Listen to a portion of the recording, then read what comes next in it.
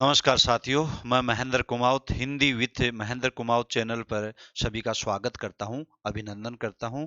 साथियों, सभी लोग इस चैनल को लाइक करो, शेयर करो, सब्सक्राइब करो। क्लियर है? और अब अपन चलते हैं। पिछली क्लास के अंदर हमने देखा था कि स्वरों के जो 6 भेद होते हैं, और अब हम एक एक भेद को लेकर चलते हैं। तो हो जाओ तैयार। एक बार सभी को राम राम, सभी को नमस्कार। चलो जी। तो ध्यान देंगे। स्वरों के भेद, स्वरों के भेद, स्वरों के भेद, स्वरों के भेद। तो साथियों, स्वरों के भेद हमने बताया था कि स्वरों के कितने भेद होते हैं? 6 भेद होते हैं। कितने भेद होते हैं? 6 भेद होते हैं। और इसमें सबसे पहला हम देखते हैं कौन सा साथियों? उच्चारण काल के आधार पर स्वरों का भेद। सबसे पहला उच्चारण, उच्चारण, समझिए बात, उच्चारण काल के आधार पर, ध्यान देना, 6 हलंत लगाओगे तो भी शुद्ध है, नहीं लगाया तो भी, क्योंकि हिंदी में, बाकी संस्कृत में तो यही होता है। समझ गए बात? संस्कृत में और विसर्ग, विसर्ग के स्थान पर कोई भी बनेगा वो आधा बनता है। तो आप ऐसे में ना कि गुरुजी ने पहले वाली क्लास में तो हलंत लगा दिया, यहाँ पर पूरा लगा दिया, ऐसा नहीं। उच्चारण काल के आधार पर स्वरों के भेद, उच्चारण काल के आधार पर स्वरों के, स्वरों के भेद, उच्चारण काल के आधार पर स्वरों के, साथियों, उच्चारण काल के आधार पर स्वरों के भेद। तो उच्चारण काल के आधार पर हमारे स्वरों के 2 भेद होते हैं। एक होता है लघु स्वर, और दूसरा होता है साथियों दीर्घ स्वर। दीर्घ स्वर, एक लघु स्वर और दूसरा कौन सा साथियों? दीर्घ स्वर। क्लियर है? तो उच्चारण काल के आधार पर हमारे स्वरों के भेद, एक है लघु स्वर और एक है साथियों दीर्घ स्वर। एक कौन सा साथियों? दीर्घ स्वर। तो क्लियर? अब हम यहां से लेकर चलेंगे एक लघु स्वर, एक दीर्घ स्वर, इनको लेकर चलेंगे।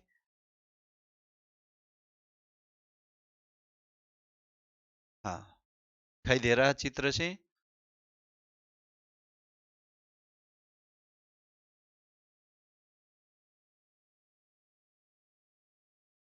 एक सेकंड। तो ध्यान देंगे साथियों, एक लघु स्वर, एक है हमारा दीर्घ स्वर। लघु स्वर, एक है दीर्घ स्वर। क्लियर? चलो, उच्चारण स्वरों के भेद। स्वरों के भेद 6 माने गए उच्चारण काल के आधार पर। स्वरों के भेद, एक लघु स्वर होता है, दूसरा दीर्घ स्वर होता है। एक लघु स्वर, दूसरा कौन सा? दीर्घ स्वर। अब लघु स्वर किसको कहेंगे, दीर्घ स्वर किसको कहेंगे? उच्चारण काल के आधार पर, उच्चारण काल के आधार पर लघु स्वर किसे कहेंगे, दीर्घ स्वर किसे कहेंगे, उच्चारण काल के आधार पर हमें इनको देखना है। तो क्लियर है साथियों? तो ध्यान दो। लघु स्वर,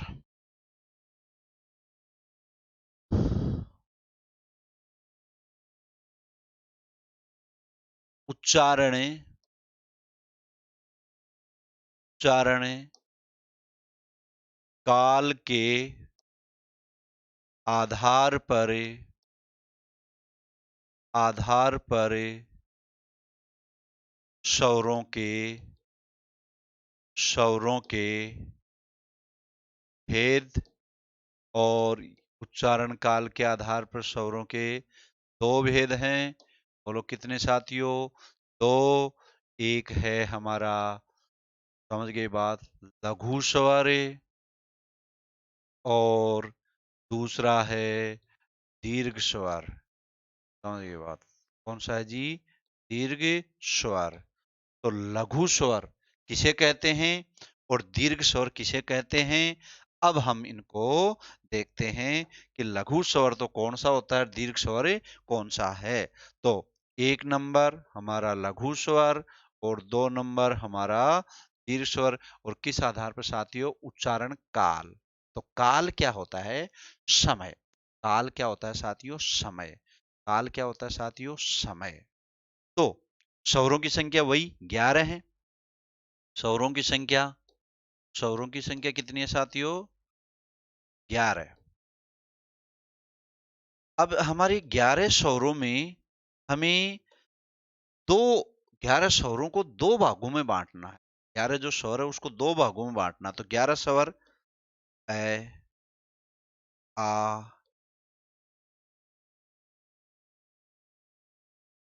उ, ई, ए, आई, ओ और औ। अब एक बात आप ध्यान दे लेना कि पहले मैंने वहां पर ओ लिख दिया था और फिर बाद में और फिर बाद में मतलब आई, फिर उसके बाद में औ। तो आप ये मत समझना कि गुरुजी अपनी मन मर्जी कर रहे हैं। ये सारे सही है, सिर्फ शब्दकोश के अनुसार ये बिल्कुल सही है, परंतु पाणिनि जी की व्याकरण के अनुसार इनका क्रम ये सही नहीं है। ए के बाद में ओ, आई के बाद में औ आता है। समझिए बात? क्लियर? चलो, तो ये 11 स्वर है। क्या है साथियों? ये 11 स्वर है। इन 11 स्वरों को हमने किस आधार पर पढ़ रहे हैं? उच्चारण काल के आधार पर। बोलो किस आधार पर? उच्चारण काल के आधार पर। तो उच्चारण काल के आधार पर हमारे दो भेद माने जाते हैं। उच्चारण काल के आधार पर साथियों कितने भेद माने जाते हैं? दो भेद माने जाते हैं। एक है लघु स्वर, एक है दीर्घ स्वर। तो आपको ये ध्यान देना है कि लघु स्वर तो किसे कहते हैं, दीर्घ स्वर किसे कहते हैं। लघु यानी छोटा, दीर्घ यानी बड़ा। तो जिन स्वरों के उच्चारण में सबसे कम समय लगता है उन्हें लघु स्वर कहते हैं। समझ रहे बात? स्वरों के उच्चारण में सबसे बोलने में सबसे कम समय लगता है उन्हें लघु स्वर कहते हैं। स्वर कहते हैं साथियों, लघु स्वर कहते हैं। और जिन स्वरों के उच्चारण में लघु से दुगना समय लगता है उसे दीर्घ स्वर कहते हैं। संस्कृत में और वैदिक संस्कृत में एक स्वर और मानते हैं उच्चारण काल के आधार पर। वह कौन सा है? प्लुत स्वर। केवल और केवल वैदिक संस्कृत में चलता है, न अपने हिंदी में चलता है, न संस्कृत में चलता है, वैदिक संस्कृत में चलता है। समझ बात? तो सबसे पहला है लघु स्वर, फिर है हमारा दीर्घ स्वर। एक एक की परिभाषा देखेंगे, फिर इनके स्वरों को देखेंगे के बाद। तो सबसे पहला है लघु स्वर। क्या है जी? लघु स्वर। लघु स्वर। क्लियर? सबसे पहला है लघु स्वर। तो लघु स्वर की परिभाषा क्या है कि जिन स्वरों के उच्चारण में, जिन स्वरों के स्वरों के उच्चारण में, स्वरों के उच्चारण में सबसे कम समय लगता है, सबसे कम समय। काल, काल का अर्थ तो क्या होता है? समय। काल, काल का अर्थ क्या होता है? समय। काल का अर्थ क्या होता है साथियों? समय। तो जिन स्वरों के उच्चारण में सबसे कम समय लगता है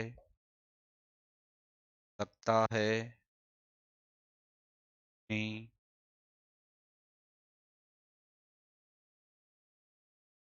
लघु स्वर कहते हैं। लघु स्वर कहते हैं। साथियों कौन सा स्वर कहते हैं? लघु स्वर कहते। जिन स्वरों के उच्चारण में सबसे कम समय लगता है स्वर कहते हैं साथियों लघु स्वर। आ गया समझ में? भाई अब हमें छांटना है कि जैसे अ, आ, ई उ इनको बोलेंगे और इनको बोलेंगे, और इनमें बोलने में जिनमें सबसे कम समय अगर लगता है वही हमारे क्या हो जाता है? स्वर हो। क्या होता है? लघु स्वर। क्लियर है? तो अब हमें ये देखना है कि लघु स्वर में हम कौन कौन से को अपन माने। समझ गए बात? लघु स्वर कौन कौन से को माने? लघु स्वर कौन कौन से को माने? तो लघु स्वरे हमें लघु स्वर,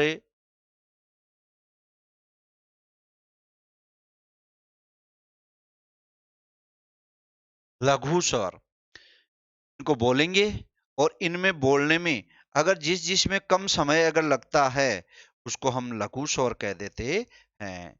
में बोलने में सबसे कम समय लगता है उन्हें लघु स्वर कह देते। क्लियर है? चलिए तो आगे चलिए।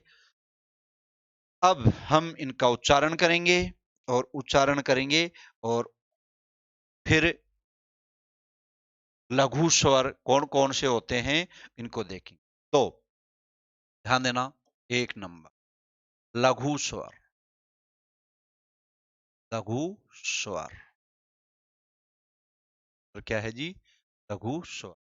तो लघु स्वर वही होता है कि उच्चारण में सबसे कम समय लगता है।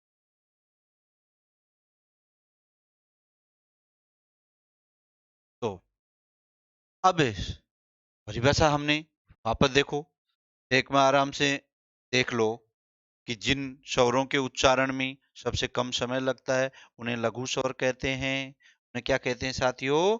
लघु स्वर कहते हैं। तो अब लघु स्वर कौन कौन से होते हैं? 11 स्वर है, उनके अंदर लघु स्वर हमारे कौन? ए, ई, उ और ये चार हमारे क्या होते हैं साथियों? लघु स्वर होते हैं। ये चार क्या होते हैं? लघु स्वर होते हैं, क्योंकि इनका जब उच्चारण करते हैं, इनको जब बोलते हैं तो इनमें सबसे कम समय लगता है। इसी आधार पर क्या कहते हैं साथियों? लघु स्वर कहते। अब लघु स्वरों के अन्य नाम, ये हो गया लघु स्वरों के अन्य नाम। लघु स्वरों के लघु स्वरों के अन्य नाम।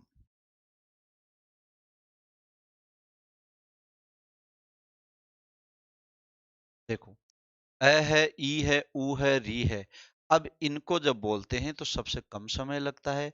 अब इनके साथ जब हम बोलेंगे आ, ई, ऊ, तो देखो एक ए में कम समय लगा, आ में ज्यादा समय लगा, ई में कम समय लगा, आम। समझ गए बात? तो कई लोग कहते हैं ए और ओ को भी लघु समझ लेते, कभी नहीं होते साथियों, क्योंकि ए और ई मिलकर ए बनता है, वो है ना। तो ध्यान देना, और ए और ऊ मिलकर ओ बनता है, तो दो स्वर मिला, तो दो स्वर मिला तो मतलब समय तो ज्यादा लगेगा। तो उच्चारण काल के आधार पर हमारे लघु स्वर कितने होते हैं साथियों? चार होते हैं, ए, ई और री।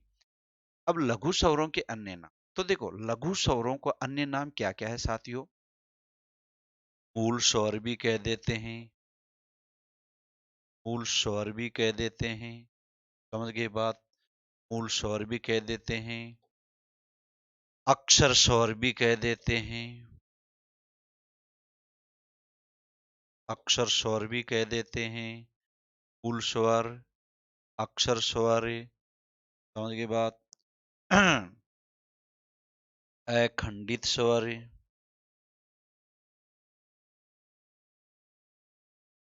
अखंडित स्वर, एक मात्रा वाले स्वर।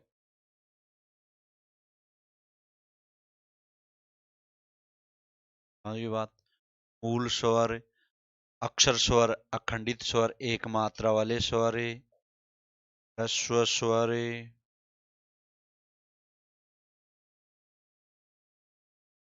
नैसर्गिक स्वर,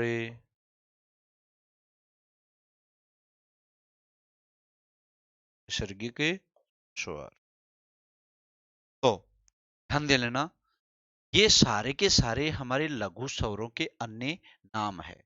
तो लघु स्वर को लघु स्वर नहीं कहकर, लघु स्वरों को लघु स्वर नहीं कहकर हम मूल स्वर भी कह सकते हैं, अक्षर स्वर भी कह सकते हैं, अखंडित स्वर भी कह सकते हैं, एक मात्रा वाले स्वर भी कह सकते हैं, ह्रस्व स्वर भी कह सकते हैं, और नैसर्गिक स्वर भी कह सकते हैं, ये हमारे लघु स्वरों के अन्य नाम हैं। तो साथियों, आ रहा समझ में अच्छी तरह से? अगर फिर भी अगर किसी के कोई डाउट हो, मैं आपको कह रहा हूं, अगर यहाँ पर किसी तरह का कोई भी अगर डाउट हो, तो मैं वीडियो डेली वोट यूट्यूब के ऊपर डाल रहा हूँ, फेसबुक पे मतलब शेयर कर रहा हूँ, तो आराम से आप मेरे को कमेंट्स करके बता सकते हो। अगर वैसे भी अगर कमेंट्स करके नहीं बताना मतलब चाहो, तो आप मेरे को कॉल करके आप बता सकते हो कि सर हमें इस तरीके से और ऐसी चीजें बताइए, बिल्कुल मैं आपको बताऊंगा। तो साथियों, मेरे मोबाइल नंबर आप सबके सब नोट कर लो। 92, मैं लिख देता हूं, महेंद्र कुमावत मेरा नाम है, व्याकरणाचार्य, व्याकरणाचार्य Mahendra Kumawat, Mahendra Kumawat. Mobile number 9214931986। Number अच्छी तरह देख लेना, 9214931986। ये मेरे परमानेंट नंबर हैं। साथियों, आप व्हाट्सएप भी कर सकते हो, ये व्हाट्सएप नंबर भी है। इसलिए कहीं पर भी कोई भी कैसे भी अगर कोई डाउट हो, आराम से फोन करके भी आप क्लियर कर सकते हो। क्लियर? तो मैं व्याकरणाचार्य महेंद्र कुमार, 9214931986, ये मेरे नंबर है। क्लियर है? तो कोई भी किसी भी तरह का डाउट हो तो ध्यान दो। लघु स्वरों के अन्य नाम, मूल स्वर भी कह देते हैं, अक्षर स्वर भी कहते हैं। अक्षर स्वर क्यों कहते हैं वो मैं आपको बताता हूँ। अखंडित स्वर क्यों कहते हैं, एक मात्रा वाले क्यों कहते हैं, ह्रस्व आप जानते हो नैसर्गिक यानी प्राकृतिक है। मूल स्वर, मूल रूप में चार ही स्वर, हिंदी में मूल रूप में ये चार ही स्वर थे, संस्कृत में पांच थे। ध्यान देना, संस्कृत में पांच थे, हिंदी में मूल रूप में चार, यही चार। अक्षर स्वर क्यों कहते हैं, अक्षर स्वर क्यों कहते हैं, इसको ध्यान देना। अक्षर इसलिए कहते हैं कि इनके अक्षर, अक्षरम अक्षरम विद्यात, अक्षरम अक्षरम विद्यात, अर्थात जिसके आगे कोई टुकड़े नहीं होते हैं उन्हें हम अक्षर कहते हैं। जिसके आगे कोई टुकड़े नहीं होते हैं उन्हें अक्षर कहते हैं, हमने आपको पहले भी बताया है। तो जिसके आगे कोई टुकड़े नहीं होते हैं उन्हें हम क्या कहते हैं साथियों, अक्षर। तो क्या एक के टुकड़े करके बताओ, हो जाएगा क्या? ए का टुकड़ा होगा क्या? नहीं होगा। ए का टुकड़ा होगा क्या? नहीं होगा। समझ गए बात? ई के टुकड़े नहीं होंगे, ऊ के टुकड़े नहीं होंगे, री के टुकड़े नहीं होंगे के बाद। इसीलिए ये ध्यान देना,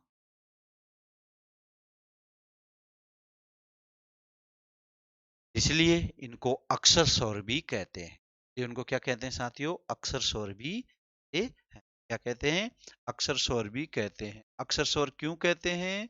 क्योंकि क्योंकि इसके आगे खंडित टुकड़े नहीं होते हैं इन स्वरों के। अखंडित स्वर, अखंडित स्वर इसलिए कहते हैं क्योंकि इनके आगे टुकड़े नहीं होते, आगे टुकड़े नहीं होते। एक मात्रा वाले स्वर, एक मात्रा वाले स्वर इसलिए कहते हैं साथियों, जब छंद छंद पढ़े जाते हैं के अंदर गण चलते हैं, यगण मगण तगण रगण, जब उनकी पहचान की जाती है तो उनकी मात्राएं लगाई जाती है, तो एक एक मात्रा इन्हीं की लगती है। समझ गए बात? और वहां पर सिंबल ये होता है, एक मात्रा, दो मात्रा, एक मात्रा, दो मात्रा, ऐसे। तो ये एक मात्रा, ये दो मात्रा, तो ऐसे हमारे वहां पर पहचान होती है। क्लियर है? चलो, तो अखंड एक मात्रा वाले स्वर भी हो गया। ह्रस्व आप जानते हो, निसर्गी आप जानते ही रहे। चलो जी, अब भूस्वर हो गया कि जिन स्वरों के उच्चारण में सबसे कम समय लगता है उन्हें हम क्या कहते हैं साथियों? लघु स्वर कहते हैं। यार, आगे चलिए। अब हमारा बचा दीर्घ स्वर। तो जी कौन सा? दीर्घ स्वर। कौन सा साथियों? दीर्घ स्वर, 2 नंबर। दीर्घ स्वर, दीर्घ स्वर, दीर्घ स्वर, दीर्घ स्वर। दीर्घ स्वर किसे कहते हैं साथियों? दीर्घ स्वर किसे कहते हैं कि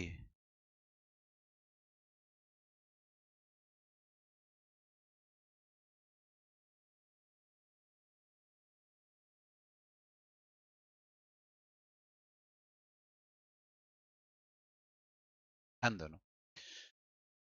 जिन स्वरों के उच्चारण में, ध्यान देना, दीर्घ स्वर, जिन स्वरों के उच्चारण में, स्वरों के उच्चारण में, जिन स्वरों के उच्चारण में लघु से दुगुना समय लगता है,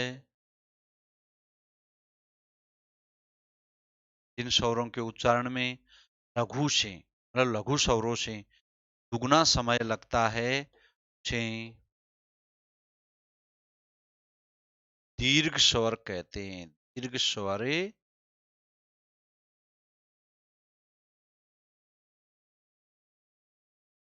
कहते, लघु स्वरों से, यहाँ स्वर और लिख लेना ना, लघु स्वरों से, लघु स्वरों से दुगुना समय लगता है, उसे दीर्घ स्वर कहते हैं। दिखाई दे रहा ना चित्र से, जिन स्वरों के उच्चारण में लघु स्वरों से दुगुना समय लगता है, उसे दीर्घ स्वर कहते। क्लियर? क्योंकि उच्चारण काल के आधार पर पढ़ रहे हैं, और उच्चारण काल के आधार पर हमें बोलने में अगर ज्यादा समय लगेगा तो उन्हें दीर्घ स्वर ही कहेंगे। ज्यादा समय तो उसे क्या कहेंगे साथियों? दीर्घ स्वर। अब दीर्घ स्वर हमारे कौन कौन से हैं वो ध्यान दो। फिर दीर्घ स्वरों के अन्य नाम, समझ गए बात? तो दीर्घ स्वर कौन कौन से हैं? वही दीर्घ स्वर 7 हैं। दीर्घ स्वर, दीर्घ स्वर कितने हैं साथियों? 7 हैं। 7 कौन कौन से हैं? दीर्घ स्वर 7 हैं। और कौन कौन से हैं? तो ध्यान देना, 7 कौन कौन से हैं? आ, ई, उ, ए, आई, ओ, ओ और औ। औ, ये हमारे दीर्घ स्वर हमारे कितने हैं साथियों? 7। दीर्घ स्वर कितने हैं? 7। ये इन्हीं उच्चारण में हमें लघु से दुगुना समय लगता है। इनके उच्चारण में लघु से कितना समय लगता है साथियों? दुगुना समय लगता है। इसी आधार पर इनको हम क्या कहते हैं? दीर्घ स्वर कहते हैं। उच्चारण के आधार पर एक ए को बोलो और एक आ को बोलो, एक ई को बोलो और एक ई रहे ये बात। तो बोलो दीर्घ स्वरों की संख्या कितनी है? 7। अब दीर्घ स्वरों के अन्य नाम, दीर्घ स्वरों के अन्य नाम, दीर्घ स्वरों के अन्य,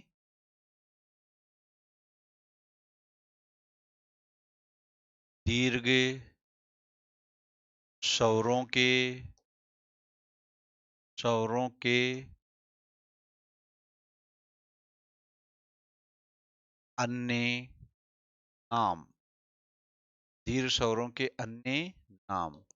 अब दीर्घ स्वरों के अन्य नाम क्या क्या है वो अपन को लिखना है। जैसे लघु स्वरों के अन्य नाम थे, ऐसे ही दीर्घ स्वरों के अन्य नाम, ऐसे ही दीर्घ स्वरों के अन्य नाम। तो ध्यान दो, गुरु स्वर, गुरु स्वर, समझ गए बात? गुरु स्वर,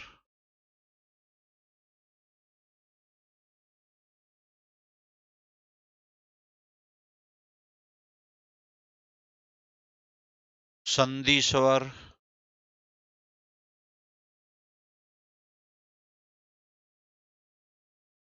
संयुक्त स्वर,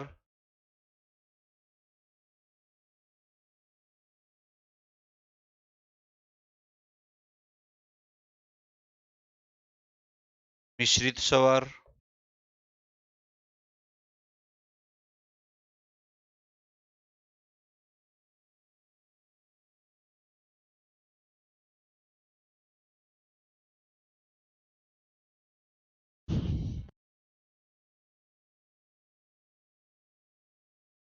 दो मात्रा वाले स्वर,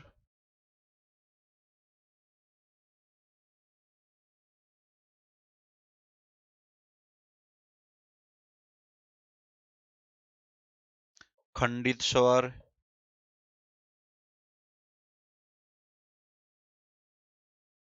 खंडित स्वर।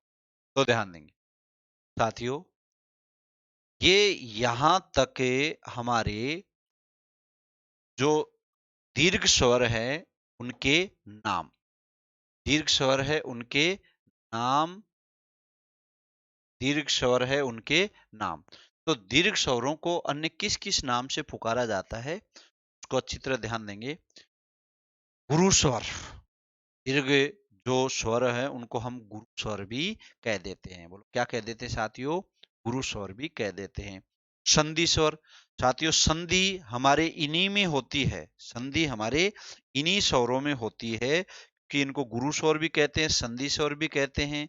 समझ गए बात, संधि स्वर भी कहते, दीर्घ स्वरों को गुरु स्वर भी कह देते हैं, संधि स्वर भी कहते हैं। संयुक्त स्वर, क्योंकि दो दो स्वर मिलकर बने हैं तो इसलिए संयुक्त स्वर। मिश्रित स्वर इसलिए कहते हैं कि ये दो दो अलग अलग जाति के मिलकर भी हमारा क्या है, ये स्वर बने हैं, तभी तो दीर्घ हैं, इसलिए मिश्रित स्वर भी कह देते हैं। दो मात्रा वाले स्वर, बोलो क्या है जी, दो मात्रा वाले स्वर। दो मात्रा वाले स्वर इसलिए कह देते हैं क्योंकि छंदों के अंदर इनकी दो दो मात्राएं लगती है। अभी हमने आपको बताया एक मात्रा का सिंबल ये होता है, दो मात्रा का ये होता है, समझ गए बात। तो छंदों में जब छंद पढ़ेंगे आगे तब उनमें दो मात्रा लगती है, तो इनको दो मात्रा वाले स्वर भी कहते हैं। और खंडित स्वर, खंडित स्वर इसलिए कहते हैं साथियों क्योंकि इनके टुकड़े कर सकते हैं हम। क्या कर सकते हैं साथियों, टुकड़े कर सकते। क्लियर है, तो समझ रहे हो बात। बोलो स्वर उच्चारण के आधार पर हमारे दो होते हैं, समझ गए बात। एक लघु स्वर होता है, एक ही दीर्घ स्वर होता है। लघु स्वरों की संख्या कितनी है, चार। दीर्घ स्वरों की संख्या कितनी है, सात। तो दीर्घ स्वर उसे कहते हैं जिनमें लघु से दुगुना समय लगता है, उन्हें साथियों क्या कहते हैं, दीर्घ स्वर कहते हैं। और हमने उच्चारण काल के आधार पर पढ़ रहे हैं, तो इनके दीर्घ स्वरों के अन्य नाम और लघु स्वरों के भी हमने अन्य नाम बताए हैं। तो दीर्घ स्वर नहीं कह के गुरु भी कह देते हैं, संधि भी कह दे सकते हैं, संयुक्त भी कह सकते हैं, मिश्रित भी कह दे, दो मात्रा वाले भी कह सकते हैं और खंडित भी कह सकते हैं। क्लियर है साथियों। तो आज इस क्लास के अंदर साथियों इतना ही। नेक्स्ट क्लास के अंदर इससे आगे का टॉपिक लेकर मिलेंगे। तब तक के लिए मैं महेंद्र कुमावत आप सबको नमस्कार करता हूं। साथियों अपने इस चैनल को आगे बढ़ाइए, आप ही के हाथ में है। आप ऊर्जा दीजिए ताकि मैं आगे बढ़ूं। आप ऊर्जा दोगे तो ही, ऊर्जा कैसे मिलेगी, आप इस चैनल को इधर उधर शेयर करोगे, सभी साथियों के पास पहुंचाओगे और लाइक करोगे, शेयर करोगे, सब्सक्राइब करोगे, तब मेरे को ऊर्जा मिलेगी, तब मेरा पढ़ाना सार्थक होगा। तो क्लियर, मेरे को विश्वास है कि आप जरूर इसको इधर उधर अपने साथियों के पास भेजेंगे और सभी लोग इसका ज्यादा से ज्यादा फायदा उठाओ। इन्हीं शुभकामनाओं के साथ जय हिंद, जय भारत।